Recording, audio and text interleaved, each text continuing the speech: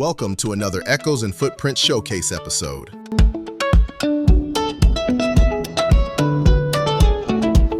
Let us introduce you to Trio Elétrico, the moving stage that rewired Carnival. What happens when the stage refuses to stay still? What happens when music doesn't wait for you to come to it, but drives through the city to find you? In Salvador, Bahia, Brazil, the answer arrived on wheels. It's called the Trio Elétrico.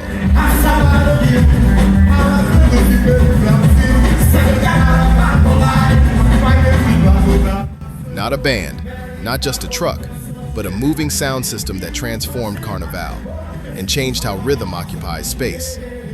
Today, we're exploring the definition, origin, structure, and global significance of the Trio Elétrico, the mobile stage that turned the street into a sea of amplified bodies. What is a Trio Elétrico? The Trio Elétrico is a large truck outfitted with powerful speakers and a live band performing on top of it, moving slowly through city streets during Carnival in Salvador, Bahia. It's mobile, it's massive, it's loud, and it collapses the boundary between performer and public. Rather than gathering inside a theater, the city becomes the venue, and the crowd doesn't face a stage, it follows it.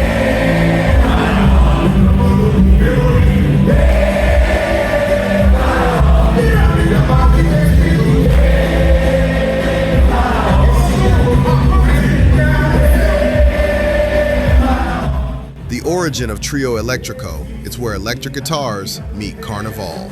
The story begins in 1950. Two musicians from Bahia, Adolfo Nascimento, Dodô, and Osmar Macedo, Osmar, mounted electric guitars onto a small vehicle during Carnival and drove through Salvador playing instrumental frevo music. Frevo, a fast-paced Carnival style from northeastern Brazil, had traditionally relied on brass bands. But Dodô and Osmar electrified it. They amplified string instruments, they modernized street rhythm, and people followed.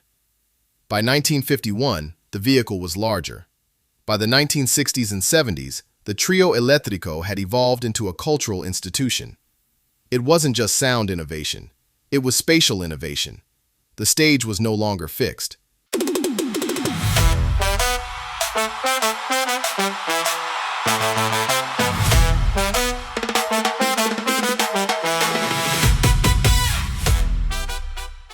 Its structure is sound as architecture.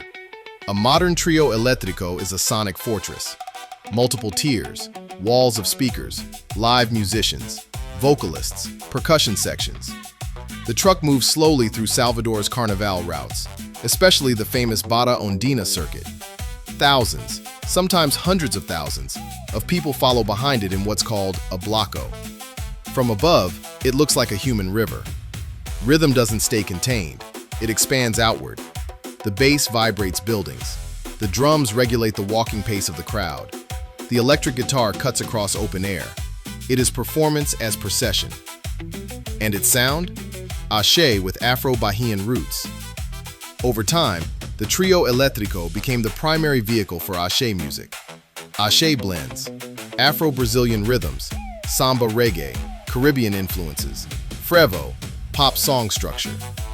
Artists like Ivete Sangalo, Daniela Mercury, and Carlinhos Brown became synonymous with trio performances.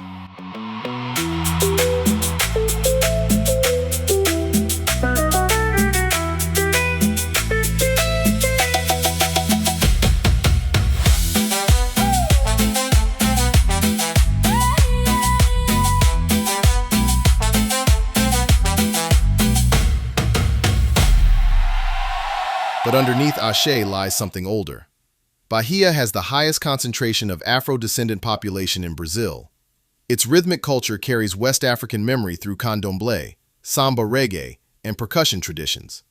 The surdo drum pulse, a large Brazilian drum. Call and response chants, layered percussion ensembles. The Trio Elétrico amplifies Afro-Brazilian rhythm at urban scale. It is diaspora memory on wheels.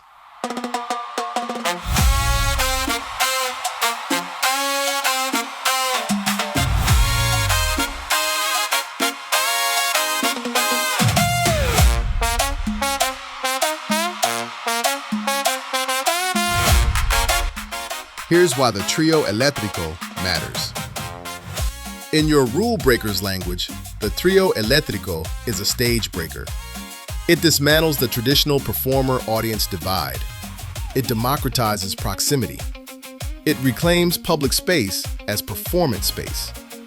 But it's also a route breaker, because Carnival in Salvador becomes not just a local event, but a global broadcast. International tourists come. Brazilian pop circulates worldwide. The mobile stage becomes export infrastructure. And culturally, it transforms Carnival from localized procession to amplified spectacle. Its political and social dimensions are enormous. Carnival in Salvador is not neutral celebration, it's layered. Bahia's Afro-Brazilian communities have historically used rhythm as identity preservation. Groups like Olodum, known for samba reggae percussion, shaped the global perception of Bahian rhythm. When amplified on the Trio Elétrico, these rhythms become assertion, presence, visibility. The street becomes site of cultural authorship. In a society shaped by colonial hierarchies and racial inequity, that visibility matters. The truck isn't just moving music, it's moving narrative. Let me put this into an echoes and footprints beat roots context. If Chicago house turned warehouses into sanctuary, if Jamaican sound systems turned street corners into sonic power, then the Trio Elétrico turned the entire city into a moving speaker.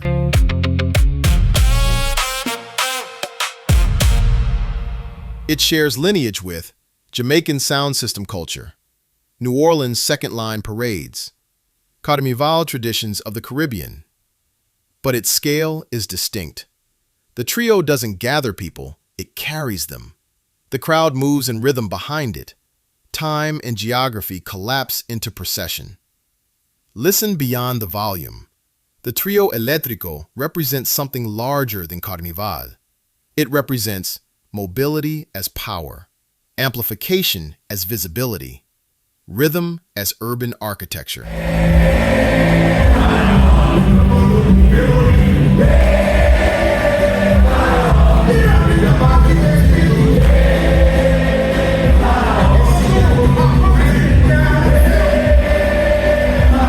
It asks, what if the stage didn't belong to buildings? What if the city itself became the instrument?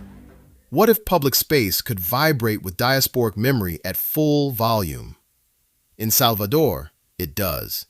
Every year, on wheels. And when the truck rolls forward, the crowd becomes current.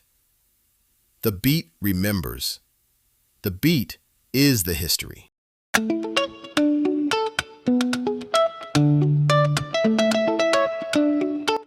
Thanks for listening to this showcase episode. Join us for more trips to music festivals to meet the keepers of the beat throughout the Americas and the Caribbean.